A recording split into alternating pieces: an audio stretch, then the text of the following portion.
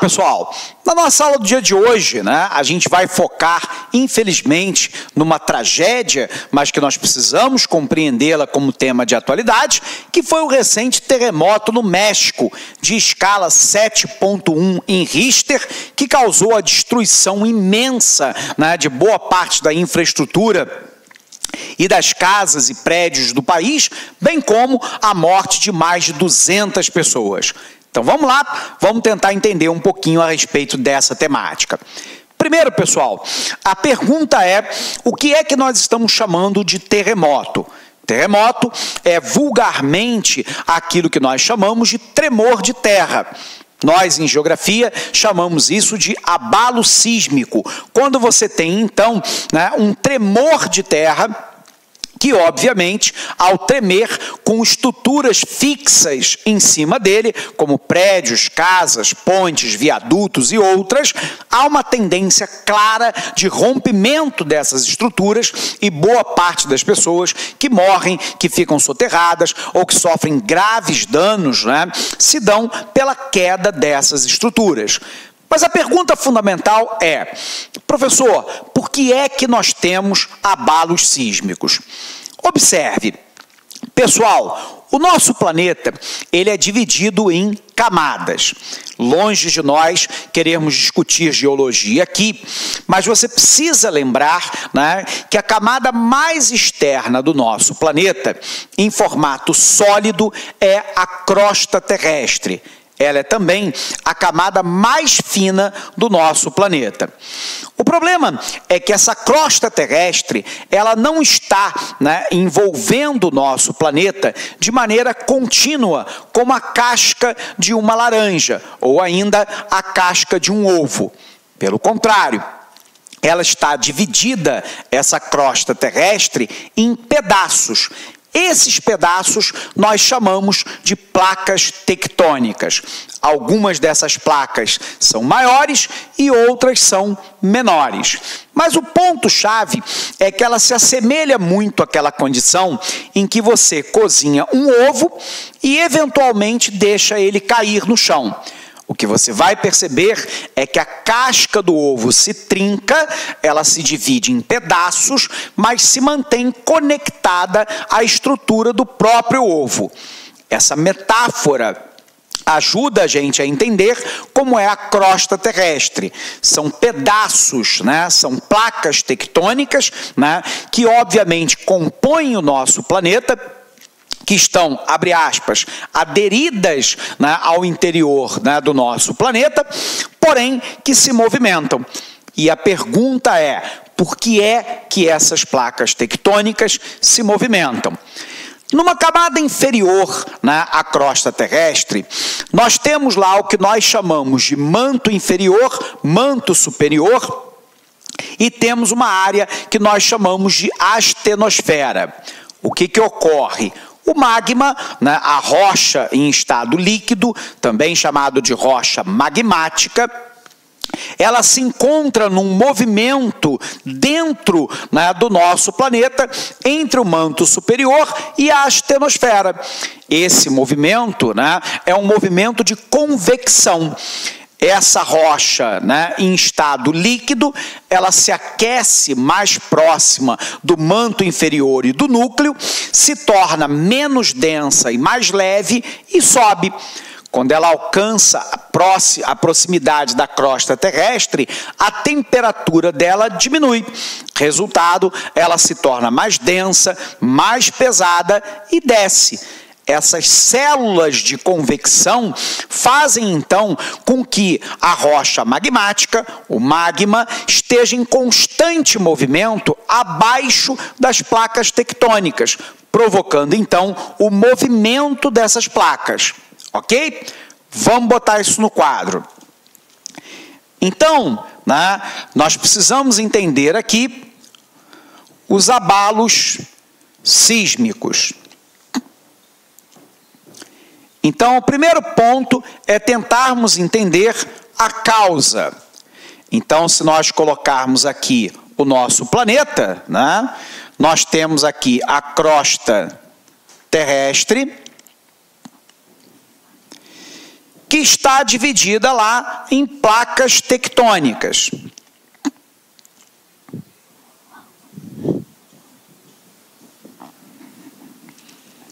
Essas placas tectônicas estão acima de uma corrente de magma. Então, o que você tem aqui, né? O que nós chamamos de células de convecção.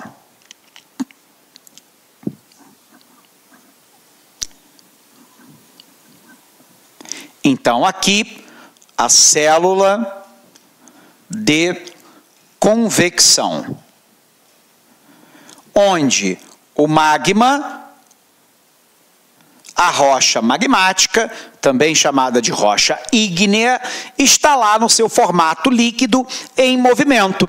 Então, o que ocorre, né? Você tem a rocha aqui mais próxima do núcleo, aqui o núcleo, lembrando que o núcleo do nosso planeta está em mais ou menos 6.000 graus Celsius. Essa rocha se aquece, se torna menos densa, mais leve, ela acende. Quando ela chega próximo da crosta terrestre, a temperatura é menor, né? Ela se torna mais densa, mais pesada e afunda. Essas células de convecção me mostram então que eu tenho magma, tudo bem, se movimentando abaixo da placa tectônica e, portanto, provocando movimentos nessa placa tectônica.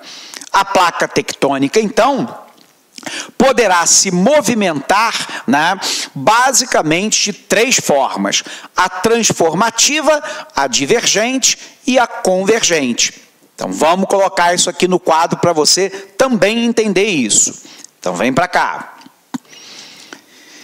Se nós já entendemos, então, o mecanismo, né, de movimento, de causa, né, de movimento da placa tectônica, né, nós temos o que nós chamamos de movimentos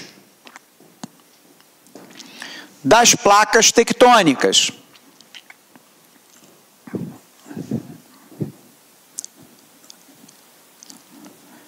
Então, ela poderá ser, né, divergente, convergente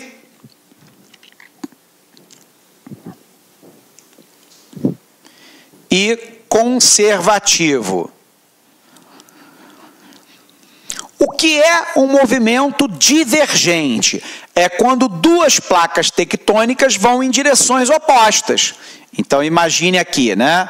Eu tenho a placa número 1, aqui eu tenho a placa número 2, uma placa está indo numa direção e a outra placa está indo na outra direção. Quando há um movimento divergente de placas, tudo bem, observe que há uma grande liberação de energia. Algumas vezes o magma que está entre uma placa e outra, né, ele acaba subindo, né, para a crosta terrestre e pode efluir dessa área. Um exemplo interessante de movimento, né, divergente ocorre entre a placa americana, né, mais especificamente a placa sul-americana e a placa africana. As duas estão indo em direções opostas, o que permitiu o surgimento, né, do magma no fundo do Oceano Atlântico, no Atlântico Sul, entre, né, a América do Sul e a África, que nós chamamos de dorsal mesoatlântica ou meso-oceânica. É uma grande cadeia montanhosa no fundo do mar, entre a América do Sul e a África, provocada pelo magma que eflui, encontra o oceano e se solidifica, formando uma cadeia montanhosa no fundo do oceano. Então, é uma dorsal, como se fosse uma espécie de espinha dorsal, meso, no meio do Atlântico. Dorsal meso-oceânica ou meso-atlântica. Movimento divergente. O movimento poderá ser convergente se uma placa tectônica for na mesma direção que a outra. Então, eu tenho uma placa indo nesta direção e a outra indo na outra direção. Pode, inclusive, nesse caso, quando eu tenho, né, rochas plásticas, né, você ter surgimento de cadeias montanhosas, como, por exemplo, a cadeia do Himalaia, criada assim por um movimento convergente. Eventualmente, nós temos um movimento convergente chamado de subducção, que é quando uma placa, né, oceânica mergulha abaixo de uma placa continental.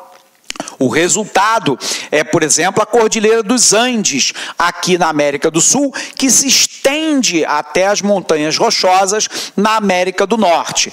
Então, é um movimento convergente na mesma direção. E eu tenho um movimento conservativo, quando as placas tectônicas vão em direções opostas, porém, né, observe que neste caso, uma, abre aspas para o que eu vou falar, né, vai esbarrando na outra.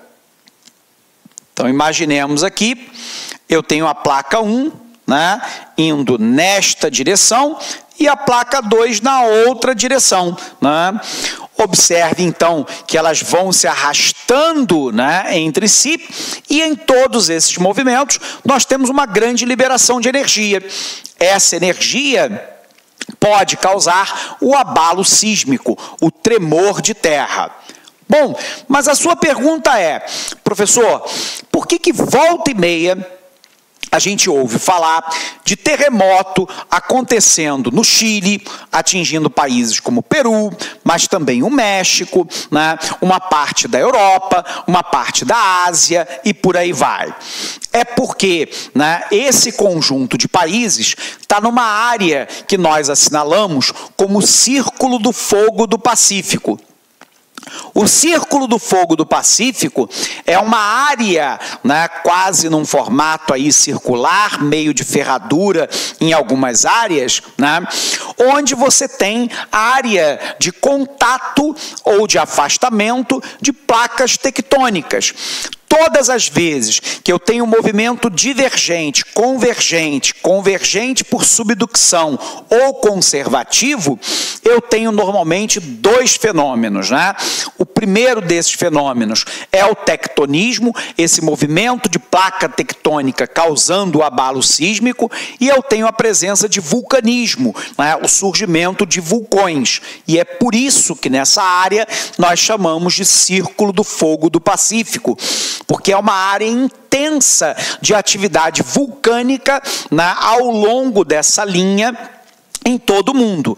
No caso do México, nós estamos diante de um país que é banhado, né, pelo Oceano Pacífico, que está na área do Círculo do Fogo do Pacífico e que, portanto, é uma área de intensa atividade vulcânica e de intensa atividade tectônica, de movimento de placa tectônica, causando abalos sísmicos consideráveis. Bom, mas você poderia argumentar, professor, mas por que é que eu tenho um número tão elevado de mortes no México no momento atual, como tivemos anos atrás no Haiti, né, onde, de novo, né, um abalo sísmico 7 na escala Richter, que acontece muito próximo à superfície da camada mais externa da crosta terrestre, que levou à destruição de 75% da infraestrutura de Porto Príncipe, a capital do Haiti, e há literalmente milhares de mortos naquela localidade. Ou porque que nós temos, por exemplo, um tsunami, uma onda gigantesca causada por um abalo sísmico no assoalho oceânico, no fundo do mar, que levou a milhares de mortos em áreas, por exemplo, como a Indonésia e Bangladesh, Mianmar. Mas esses impactos são significativamente menores em países, por exemplo, como a Itália ou como o Japão. A explicação para isso é a seguinte, olha para cá. Por que abalos sísmicos, às vezes de mesma magnitude, têm impactos diferentes em países periféricos e países centrais? Em países desenvolvidos, vamos citar o exemplo do Japão. porque ele está numa área de encontro de placa tectônica, com abalo sísmico praticamente que diário, né? E, portanto, é um país dos mais preparados no mundo para esse tipo de situação. Primeiro, né? As obras de engenharia levam em consideração a questão tectônica, né? Então, aqui levam em consideração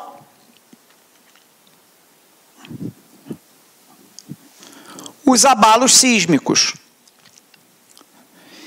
Portanto, boa parte da estrutura, por exemplo, do Japão, sobretudo os grandes prédios, são dotados de amortecedores.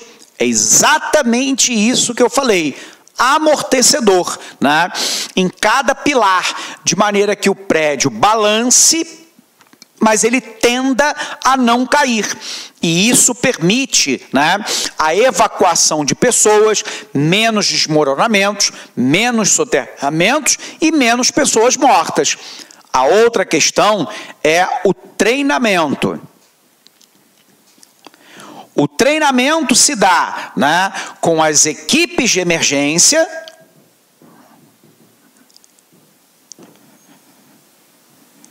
e com a população. A população no Japão é treinada desde pequena a ter plano de evacuação de prédio, de casa, de locais públicos, de trem, metrô, de elevador, na escola, na fábrica, de maneira que, na iminência da ocorrência de um abalo sísmico, os estudantes, a população, os trabalhadores sabem exatamente o que tem que fazer. Tudo bem?